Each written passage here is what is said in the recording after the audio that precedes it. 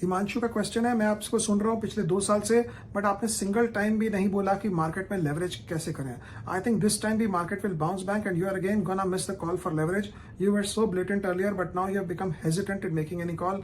Please sir be bold and blatant, you are our inspiration.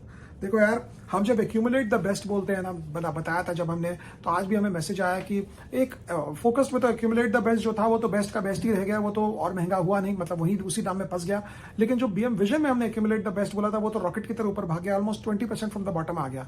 तो ये हमें भी नहीं पता होता कहाँ जाया जाए, कहाँ रुका जाए, कहाँ किया जाए। लेकिन क्योंकि आप मार्केट हिस्ट्रीज अगर आप देखोगे तो मार्केट बहुत वाइल्ड रैलीज देता है, और कई बार आप ये समझ लें अगर हम एक्यूमुलेट द बेस्ट पे किसी को डाले हैं उसमें आप लेवरेज कर सकते हैं। लेकिन लेवरेज का ये मतलब होता है कि आपके पास जितना पैसा है सब आपका जीरो हो सकता है, बिकॉज जो आदमी 100% से ऊपर इन्वेस्ट हो जाता है लेवरेज लेकर, वो ही जीरो जा सकता है। अदरवाइज 100% के अंदर आपका खुद का पैसा अगर रहेगा आप कभी जीरो नहीं जा पाएंगे। तो ये मुझे लगता है कि जब हम एक ब्लेटेंट कॉल देते हैं यहां से बैठकर कि जाओ एवरेज कर दो और लेवरेज कर दो, तो मतलब जी लो अपनी जिंदगी वाली जो बात होती है वो ऐसे रैंडमली नहीं बोला जा सकता है, बिकॉज हर एक आदमी की जिंदगी अपनी डिफरेंट होती है। अगर मैं बोला हूं कि लेवरेज कर दो तो ये मुश्किल होता है समझना कि किस पॉइंट से लेवरेज करना, और अगर वो बैकफायर किया तो वो फिर आप किसके पास जाओगे, आप किससे पूछोगे कि अब क्या करें। तो ये बहुत डिफिकल्ट होता है and I agree and I accept कि मेरे लिए डिफिकल्ट होता है इस प्लेटफॉर्म से बैठकर।